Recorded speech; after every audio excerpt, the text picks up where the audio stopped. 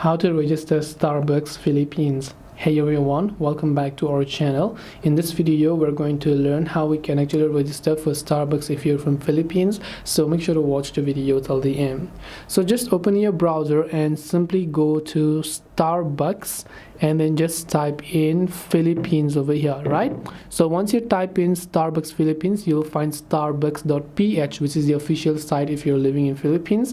Then you can tap on that and you can simply come to the official website, and once you come to the official website you'll be able to create an account. Now in my case the domain is restricted in my country, but if you're from the Philippines you'll be able to see the sign up button where you'll be able to log in or create a brand new account and register for Starbucks in Philippines.